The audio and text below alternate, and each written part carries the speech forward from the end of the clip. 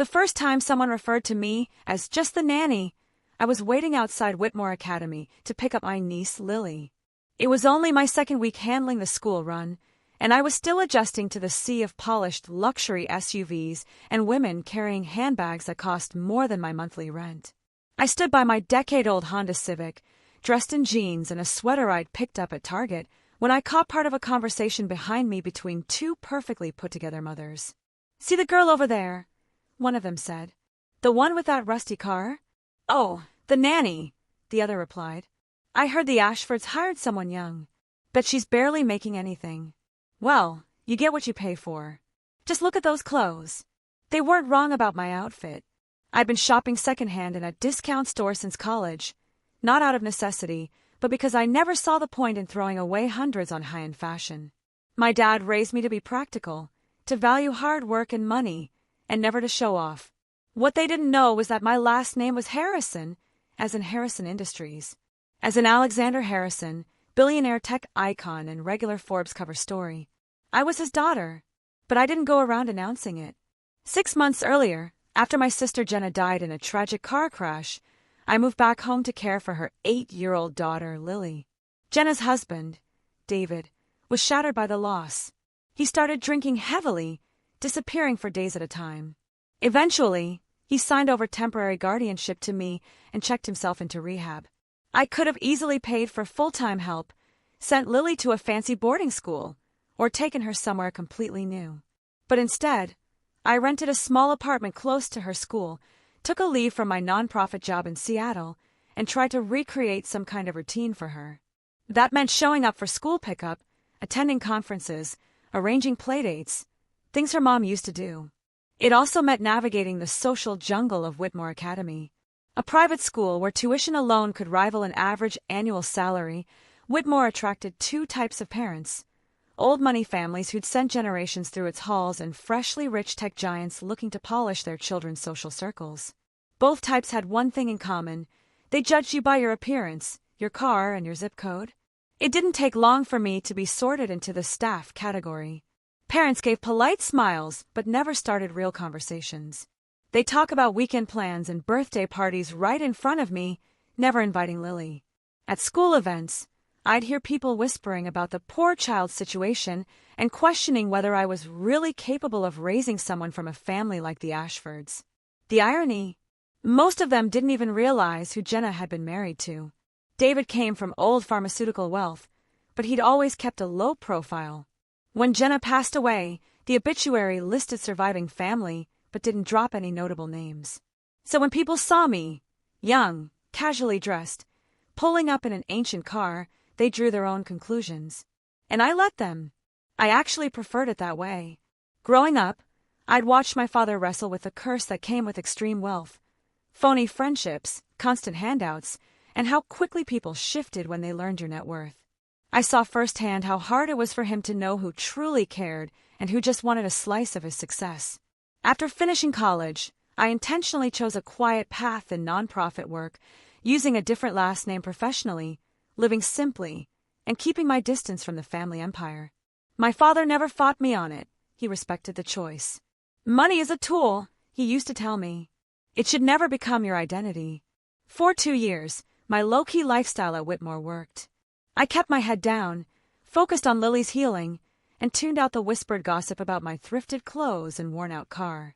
And despite everything, Lily began to bloom again. She made new friends, started excelling in school, and slowly began to rediscover the spark she'd had before losing her mom.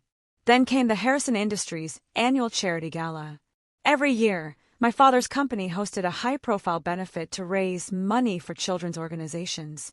It was always held at the Meridian Hotel, one of the city's most luxurious venues, with ticket prices starting at $5,000 per head. The guest list featured a who's who of politics, entertainment, and tech, all dressed to impress and ready to open their checkbooks. That year, the funds were going to the Children's Literacy Foundation, an organization I'd worked with personally during my time in Seattle. My father asked me to attend and speak, not as a Harrison, but from the perspective of someone who had seen the foundation's impact firsthand. At first, I almost declined. The gala scene wasn't me anymore, and I've been cautious about appearing anywhere that could link me back to the Harrison name. But the cause mattered, and my father rarely asked for favors. So I agreed. I bought a simple black dress from Nordstrom, arranged for a babysitter to stay with Lily, and prepared myself to step back, just for one night, into a world I'd worked hard to leave behind. The Meridian's grand ballroom was exactly as I remembered it. Massive crystal chandeliers sparkled overhead. Elegant ice sculptures towered over tables lined with rare wines and champagne bottles that cost more than a week's worth of groceries. I recognized plenty of familiar faces, CEOs, influencers, startup founders I'd seen in glossy magazines. I stood near the silent auction display, casually scanning a luxury vacation package to Tuscany, when I heard a voice I hadn't expected to hear behind me. "Oh my God! Look who's here! It's Lily Ashford's nanny!" I turned to see Monica Whitfield, head of the Whitmore Academy Parent Association, standing with two other women I recognized from various school events. All three were dressed in high-end gowns, likely priced well above my monthly rent. "What brings you here?" asked Catherine Mills, whose son was in Lily's class. Her eyes narrowed. "Did someone donate your seat?" I offered a polite smile. "I'm here in support of the Children's Literacy Foundation." "How sweet," Monica replied, her tone syrupy and loaded with false charm. "It's heartwarming when the help gets involved in philanthropy." The third woman, whose name escaped me, darted her eyes around nervously. The crowd around us had thickened. Familiar faces from Whitmore, along with CEOs, city officials, and philanthropists, now stood quietly watching it unfold. I didn't say a word. I just smiled and waited. I knew what was about to happen. Suddenly, the lights dimmed. My father's voice rang out from the speaker system, commanding the room. "Good evening, everyone. Thank you for joining us for the 15th Annual Harrison Industries Gala." I turned to look at Monica, just in time to catch her expression shift. Her lips parted, eyes wide with dawning realization. That voice! Alexander Harrison, CEO and founder of Harrison Industries, one of the wealthiest and most influential men in the country. My father continued, "Before we begin tonight's program, I'd like to introduce someone very close to my heart. Many of you know me in the business world, but tonight I stand before you as a father." A spotlight began to sweep across the crowd, searching. I could feel it coming toward me. 2 years ago, my father said, my daughter made the selfless decision to move home and care for her orphan niece. She stepped away from a successful career to provide stability and love, choosing family over comfort. She's worked passionately with organizations like the one we're supporting tonight, the Children's Literacy Foundation, because she believes every child deserves the chance to thrive. The beam of light finally landed on me, still surrounded by an awkward, silent circle of stunned parents. I'd like to invite my daughter to the stage now. Please welcome Victoria Harrison. The room erupted into applause. Hundreds of faces turned in my direction as I stepped forward. Behind me, I heard Monica gasp. Catherine whispered, "Oh my God!" A hum of astonishment moved through the crowd as people realized they just witnessed something unforgettable. At the front of the ballroom, my father met me with a warm embrace. "Ladies and gentlemen," he announced into the microphone, "Victoria has spent the last 5 years working in nonprofit leadership. For 2 of those years, she served as program director for the Children's Literacy Foundation. Tonight, she's going to speak not as a donor, but as someone who's seen the mission in action." Taking the mic, I scanned the room and spotted Monica at her table. Her face had drained of color, her mouth slightly agape in disbelief. "Thank you," I began, composed. "It's an honor to stand here tonight and support an organization that has changed countless lives."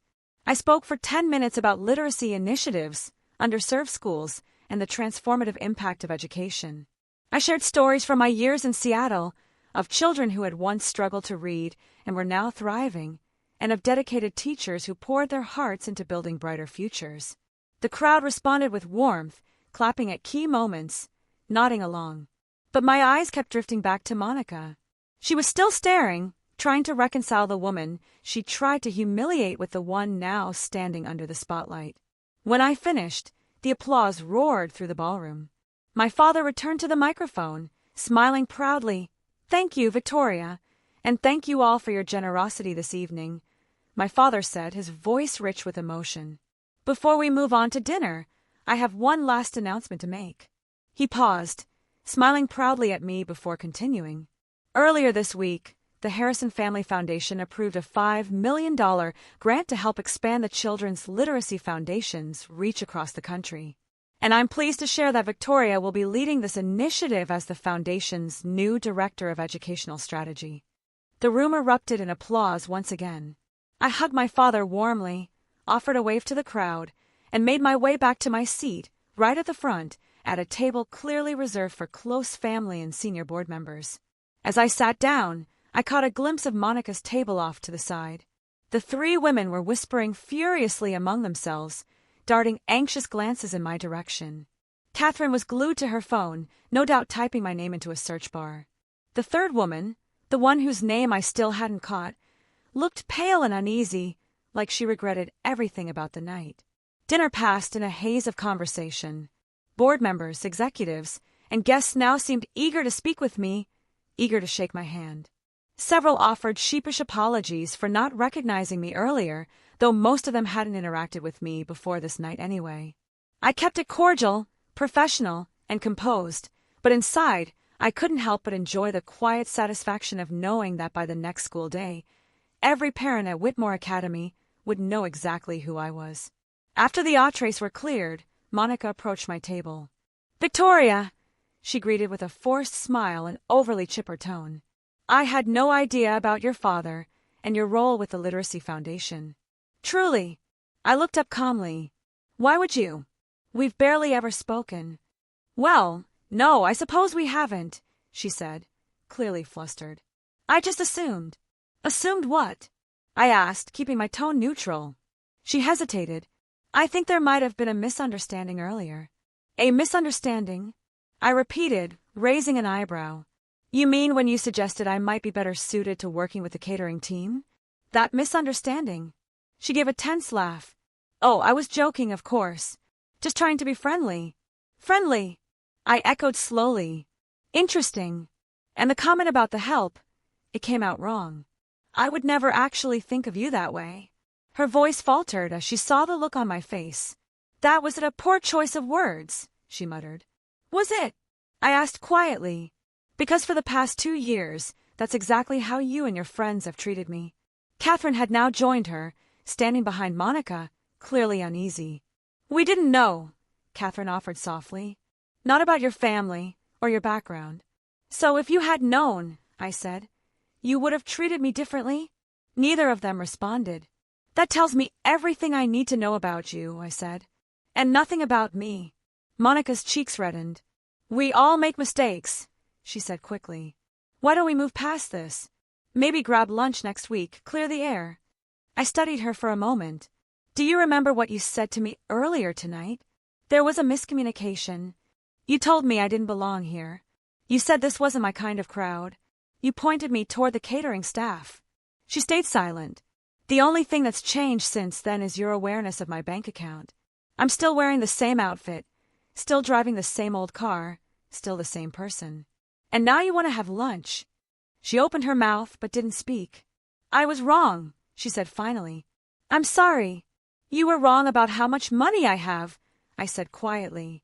"But you were right about one thing. This crowd isn't mine." I stood up, calm and composed. "I don't want to spend time with people who measure someone's worth by the cost of their clothes, the brand of their car, or their social circle." Then I smiled. "Enjoy the rest of your evening." As I walked by Monday morning, the story had made its way through every corner of the Whitmore parent network. The woman they'd once dismissed as Lily's nanny was, in fact, the daughter of a billionaire, and now leading a $5 million educational expansion. The narrative had shifted overnight. Some parents reached out, suddenly interested in scheduling playdates or inviting me for coffee. Others avoided eye contact during school drop-off, clearly ashamed of how they treated me. A few, to their credit, came forward with sincere apologies. I handled every interaction with the same quiet professionalism I'd always maintained. Polite but distant. Friendly but never too open. Because nothing about me had actually changed. I was still the woman who cared more about Lily's happiness than social invitations. I still preferred second-hand stores to designer malls. I still drove my 10-year-old Honda. and I still believed that character meant more than any fortune. The difference was, now everyone else knew it too. And somehow, that made the decision to live simply feel even more empowering. 3 months later, Lily and I relocated to a new neighborhood, not out of necessity, but because we wanted a clean slate. A place where people might judge us for who we truly were, not who they assumed we ought to be. I kept the old Civic, though. Some things, I've learned, are worth keeping, no matter what anyone else thinks.